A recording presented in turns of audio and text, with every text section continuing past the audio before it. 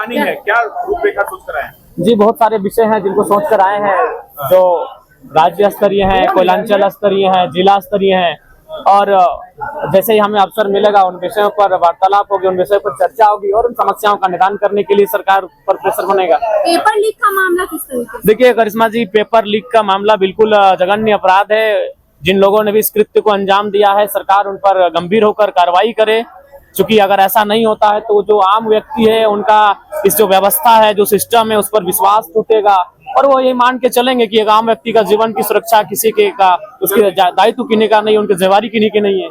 मैया समान योजना की राशि जो है जी बिल्कुल गंभीर मुद्दे हैं यार, क्योंकि जो पढ़ने वाले स्कूल कॉलेज के छात्र उस राज्य की भविष्य, इस देश की भविष्य है, और उनके भविष्य के साथ अगर खिलवाड़ होगा तो निसंदेह ये गंभीर मुद्दे हैं, इन पर गंभीर चर्चाएं होनी चाहिए और इसका निष्पादन होना चाहिए।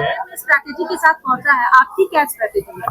देखिए हमारी स्ट्रेटजी यही है कि बजट सत्र के माध्यम से इस राज्य को एक ऐसा बजट मिले जिसकी राज्य कल्पना कर रहा है, जो हमारे जो वीर शहीद हैं उनके सपनों को साकार होता हुआ देख सके इस राज्य को, उस दिशा में इस राज्य का बजट पारित होना चाहिए। जेपीएससी अध्यक्ष पद अब तक खाली है, अब तक क्यों नहीं सरकार को मिल पा रहा है?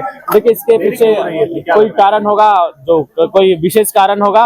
आशा करते हैं कि सदन जब चलेगा तो जेपीएससी अध्यक्ष की भरपाई की मांग उठेगी सदन में। लेकिन जो युवा वो कह रहे हैं कि जयराम जी अब इन मुद्दों पर बहुत सुस्त हो गए हैं। देखिए सुस्त का सवाल नहीं, हमारा घर धनबाद पड़ता है, आंदोलन रांची में होता है, इसीलिए देखिए आंदोलन में जब भी हुआ है तो रांची को हम लोग अपने रांची के साथियों के हवाले छोड़े कि यहाँ के आंदोलन को देखभाल करेंगे, उपस्थिति देंगे और उनको उनका सहयोग करेंगे।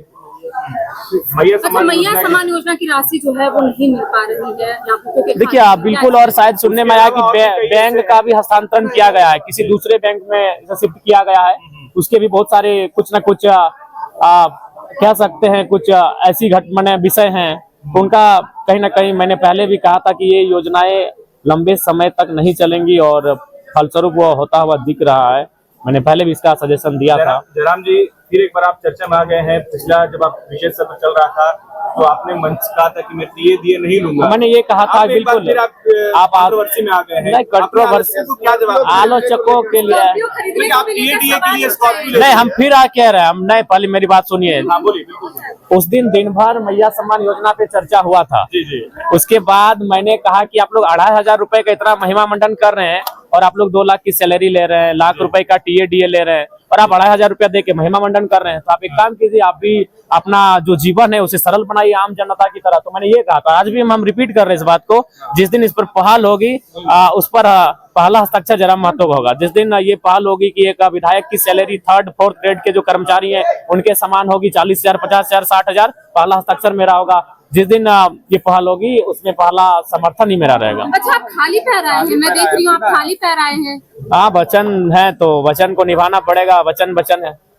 ठीक है। गाड़ी खरीदने पर सवाल उठाए जा रहे हैं। देखिए मैंने फिर कहा मैं आवास भी लेने जा रहा हूँ, लेकिन मेरा तर्क जान लीजिए, मैं आवास भी लूंगा क्योंकि मैं किसी वीआईपी के भरोसे अपना सुख सुविधा क्यों छोड़ूंगा। मेरी राज्य की जनता गरीब है, लाचार है, बेबस है, यहाँ के छात्र प्रताड़ित है, परेशान है, तो जो सुविधा मुझे सरकार से मिलेगी मैं वो सुविधा लूंगा और उन्हें मैं रॉबिन हुड के तर्ज पर जनता को दूंगा। बिल्कुल मैं आवास की भी सुविधा लूंगा। नहीं हम नहीं लेते, लेकिन उस सुविधा का अगर हम आवास नहीं लेते, वो आवास कोई ना कोई सरकार का आदमी रख लेगा, कोई वीआईपी पर्सन रख लेगा। देखिए रहे मंत्री लोग 2 जगह का रखे हैं, पुराना आवास भी रखे हैं और नया आवास भी रखे हैं। जो विधायक हार के गए वो आवास नहीं छोड़ रहे हैं। तो मेरा कहना है कि जो आवास मुझे अलॉटमेंट होगा वो किसी वीआईपी पर्सन क्यों होगा, इसलिए मैं वो आवास लूंगा। बिल्कुल आज मीडिया के सामने कह रहा हूं, और वो मैं अपने क्षेत्र से आने वाले 10-15 विद्यार्थियों को अलॉटमेंट कर दूंगा, वो रहेंगे, पढ़ाई करेंगे वहां से।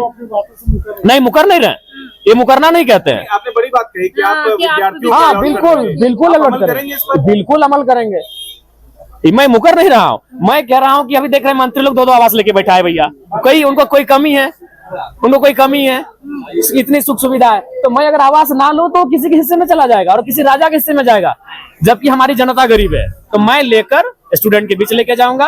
आप आए तो इंटरव्यू लेने मेरे आवास में आ जाए। धन्यवाद।